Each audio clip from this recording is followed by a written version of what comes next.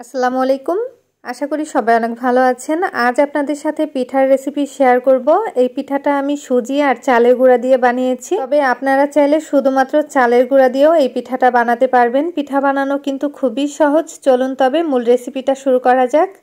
প্রথমেই আমি নিয়ে নিলাম হাফ কাপ পরিমাণ সুজি। এই সুজিটাকে 2 মিনিটের মতো হালকা ভেজে নিতে হবে। সুজিটা কিন্তু অবশ্যই ভেজে নেবেন, তাহলে কিন্তু সুজির কাঁচা গন্ধটা আসবে না। এবার দিয়ে দিচ্ছি হাফ কাপ পরিমাণ চালের গুঁড়া। এই চালের গুঁড়াটা ফ্রিজে ছিল, তবে আপনারা চাইলে কিন্তু ফ্রেশ চালের গুঁড়া দিয়েও এই পিঠাটা বানাতে পারবেন। চালের গুঁড়াটা সুজির সাথে কিছুক্ষণ ভেজে নিব, এতে করে চালের গুঁড়া আর সুজির কাঁচা গন্ধটা আসবে না। এখন দিয়ে দিব স্বাদ মতো লবণ, 1 টেবিল চামচ পরিমাণ গুঁড়া দুধ। আমি এখানে ডিপ্লোমা ব্র্যান্ডের গুঁড়া দুধ নিয়েছি। গুঁড়া দুধ আর লবণটা ভালো মতো মিশিয়ে দিলাম।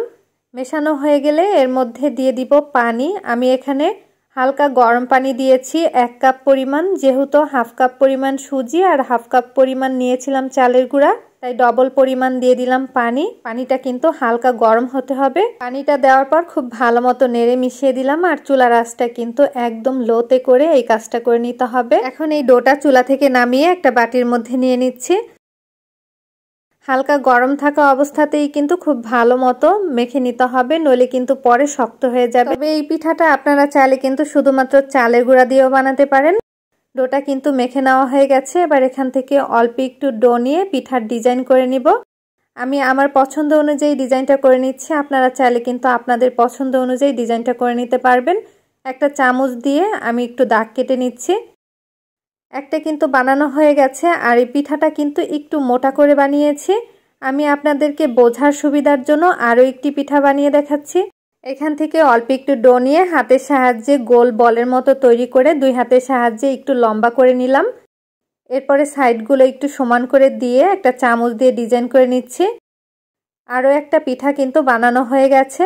এভাবে করে আমি সবগুলো পিঠা বানিয়ে নিয়েছি। এবার এই পিঠাগুলো হালকা ভেজে নিব, তাই পরিমাণ মতো তেল দিয়ে দিলাম। তেলটা যখন হালকা গরম হয়ে গেছে তখন পিঠাগুলো একটা একটা করে দিয়ে দিচ্ছি। এই পিঠাগুলো ভাজতে কিন্তু বেশি একটা সময় লাগবে না, কারণ এই পিঠাগুলো আমি হালকা কালার করে ভেজে নিব। পিঠার এক পাশ যখন একটু শক্ত হয়ে যাবে তখন উল্টে দিচ্ছি, আর চুলার আঁচটা কিন্তু মিডিয়ামে রেখে এই পিঠাগুলো ভেজে নিতে হবে। অতিরিক্ত ভাজা যাবে না, তাহলে কিন্তু শক্ত হয়ে যাবে, যেহেতু এই পিঠার মধ্যে আমি চালের গুঁড়া দিয়েছিলাম। কিছুক্ষণ পিঠাগুলো ভেজে নেওয়ার পরে দেখুন কালারটা কিন্তু অনেকটা চেঞ্জ হয়ে গেছে। এর থেকে বেশি ভাজবো না। এবার আমি এই পিঠাগুলো তেল ঝরিয়ে তুলে নিব। এবার অন্য একটা প্যানের মধ্যে দিয়ে দিচ্ছি মেজারমেন্ট কাপের 2 কাপ পরিমাণ পানি। সামান্য পরিমাণ দিয়ে দিচ্ছি লবণ, 1 টুকরো এলাচ। এলাচটা দিলে কিন্তু খুব সুন্দর একটা ঘ্রাণ আসবে। দিয়ে দিলাম হাফ কাপ পরিমাণ গুঁড়া দুধ। আমি এখানে ডিপ্লোমা ব্র্যান্ডের গুঁড়া দুধ নিয়েছি, তবে আপনারা চাইলে কিন্তু তরল দুধ দিয়েও এই পিঠাটা তৈরি করে নিতে পারেন। ভালো মতো নেড়ে মিশিয়ে দেওয়ার পরে কিছুক্ষণ জাল দিয়ে নিব। যেহেতু গুঁড়া দুধ, তাই অল্প কিছুক্ষণ জাল দিলেই কিন্তু হয়ে যাবে।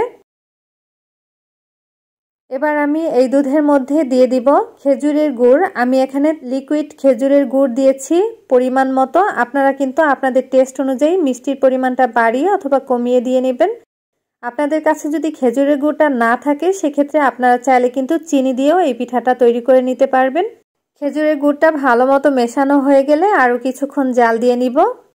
এবার এলাচটা ফেলে দিচ্ছি, কারণ এলাচটা যদি বেশিক্ষণ থাকে তাহলে কিন্তু খেজুরের গুড়ের যেই ঘ্রাণটা, সেই ঘ্রাণটা আর থাকবে না। আগে থেকে যে পিঠাগুলো ভেজে রেখেছিলাম সেই পিঠাগুলো দিয়ে দিচ্ছি, আর ভালো মতো নেড়ে কিছুক্ষণ রান্না করে নিব। পিঠাগুলো কিন্তু ঠান্ডা থাকলেও কোনো অসুবিধা নেই, কারণ এই দুধের মধ্যে কিন্তু কিছুক্ষণ রান্না করে নিব। ঢাকনা দিয়ে ঢেকে দিলাম। কিছুক্ষণ পরে ঢাকনাটা তুলে নিচ্ছি, আর এখন কিন্তু পিঠাগুলো প্রায় রান্না করা হয়ে গেছে। আমি এবার চুলাটা বন্ধ করে দিব, কারণ এর থেকে কিন্তু বেশি রান্না করা যাবে না, তাহলে কিন্তু পিঠাগুলো বেশি নরম হয়ে যাবে। এই পিঠাগুলো আমি প্রায় 1 ঘন্টার জন্য রেস্টে রেখে দিব, এতে করে পিঠাগুলো অনেকটা সফট হয়ে যাবে। 1 ঘন্টা পরে দেখুন পিঠাগুলো কিন্তু অনেকটা নরম হয়ে গেছে। আমি এবার একটা প্লেটের মধ্যে নিয়ে নিচ্ছি। এই পিঠার মধ্যে খেজুরের গুড় দেওয়ার কারণে পিঠাটা খেতে কিন্তু অনেক বেশি মজার হয়েছিল, আর খেজুরের গুড়ের কারণে কিন্তু ঘ্রাণটাও খুবই ভালো আসছে। আমি অল্প পরিমাণেই পিঠাগুলো বানিয়েছি, তবে আপনারা চাইলে কিন্তু বেশি পরিমাণেও বানিয়ে নিতে পারেন। সেই ক্ষেত্রে প্রতিটা উপকরণ কিন্তু একটু বাড়িয়ে নিতে হবে। আশা করছি আজকের এই পিঠার রেসিপি আপনাদের কাছে ভালো লেগেছে। ভালো লাগলে অবশ্যই বাসায় ট্রাই করবেন। আর কেমন হলো আমাকে কমেন্ট করে জানাতে ভুলবেন না। আবারও হাজির হব নতুন কোনো ভিডিও নিয়ে। সবাই ভালো থাকবেন, সুস্থ থাকবেন। আল্লাহ হাফেজ।